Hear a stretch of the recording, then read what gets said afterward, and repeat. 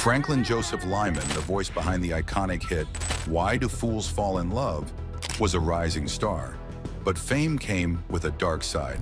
After leaving the Teenagers, his career spiraled, and in 1968, at just 25, he was found dead under mysterious circumstances, victim of a secret substance. What really happened to this once bright star? Join us as we uncover the shocking truth behind Franklin Lymon's rise and tragic fall. Franklin Joseph Lymon, early life and rise with the Teenagers. Frankie Lymon was born on September 30th, 1942, in Washington Heights, New York City, to Jeanette and Howard Lymon. His father worked as a truck driver, and his mother was employed as a maid. Both parents were also members of a gospel group called the Harlem-Air. Frankie, along with his brothers Louis and Howie, sang in a junior version of the group called the Harlem-Air Juniors.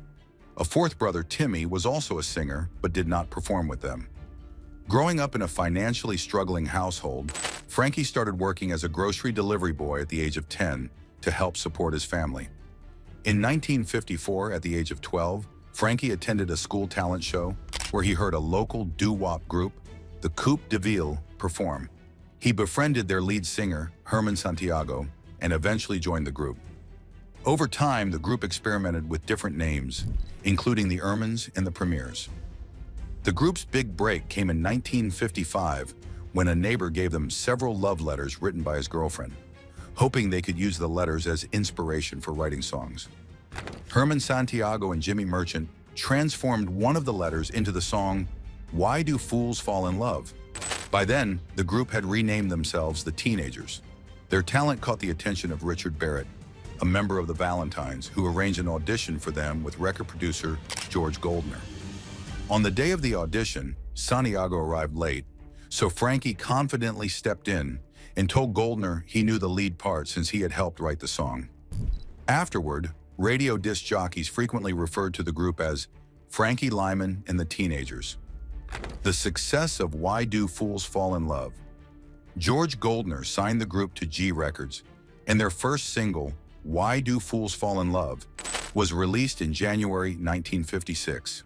The track was an immediate hit, reaching #1, 6 on the Billboard Pop Singles chart and topping the Billboard R&B Singles chart for 5 weeks. Over the next year, the group continued their success with 4 more top 10 R&B hits: I Want You to Be My Girl, I Promise to Remember, Who Can Explain? Originally the B-side of I Promise to Remember, but it charted on its own. The ABCs of Love, and I'm Not a Juvenile Delinquent.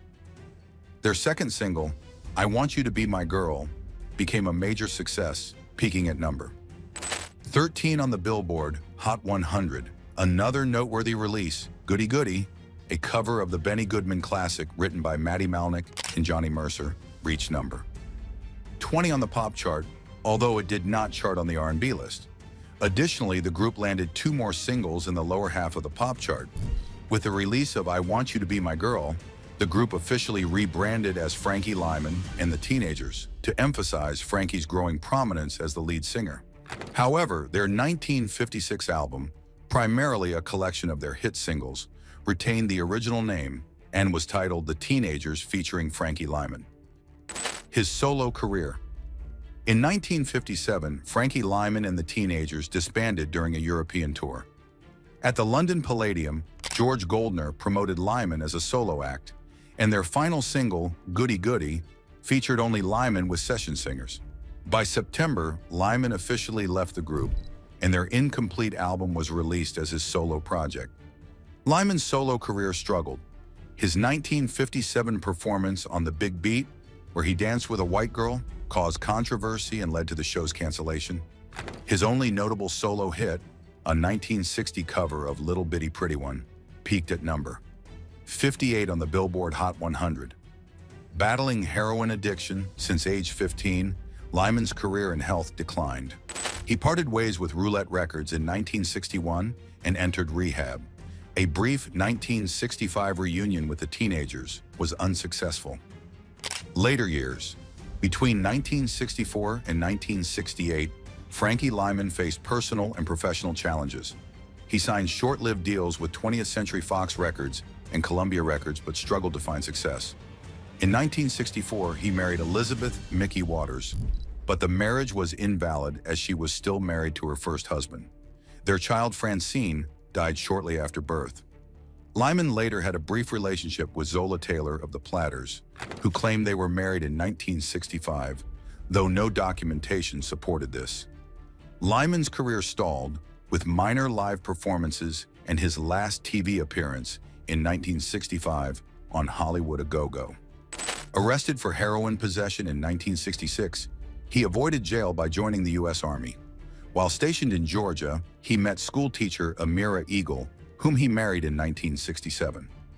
However, his drug issues resurfaced, and he was dishonorably discharged after going AWOL to perform at clubs. In 1968, Lymon returned to New York and signed with manager Sam Bray's Big Apple label. Roulette Records planned a comeback for him, scheduling a recording session for February 28th. Unfortunately, while staying with his grandmother in Harlem, Lymon relapsed into heroin use and celebrated his return to music by taking the drug again after 2 years of sobriety. Tragic death. On February 27, 1968, Frankie Lymon was found dead at the age of 25 from a heroin overdose. His uncle discovered him in his grandmother's bathroom with a syringe beside him. The cause of death was listed as acute intravenous narcotism on his death certificate, indicating the overdose was due to a heroin injection. Lymon's untimely passing marked the end of a turbulent life filled with both immense talent and personal struggles. He was buried at St. Raymond's Cemetery in the Throgs Neck area of the Bronx, New York City.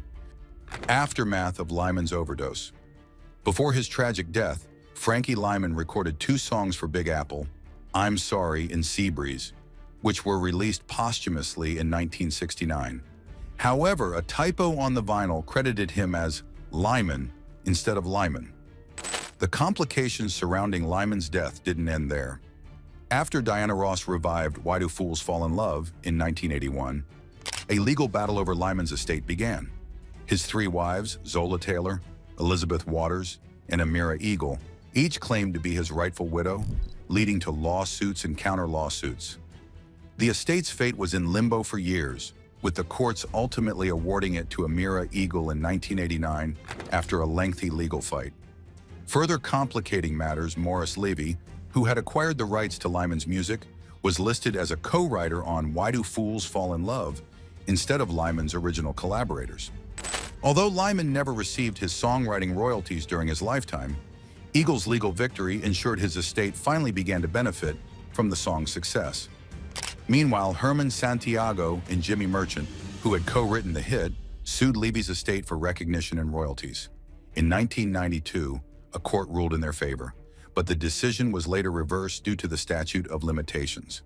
As it stands today, the song's authorship remains credited to both Lymon and Levy. What a complicated legacy for such an iconic talent. If you enjoyed learning about Frankie Lymon's story, be sure to hit the like button, subscribe for more, and share your thoughts in the comments. Stay tuned for more fascinating music history.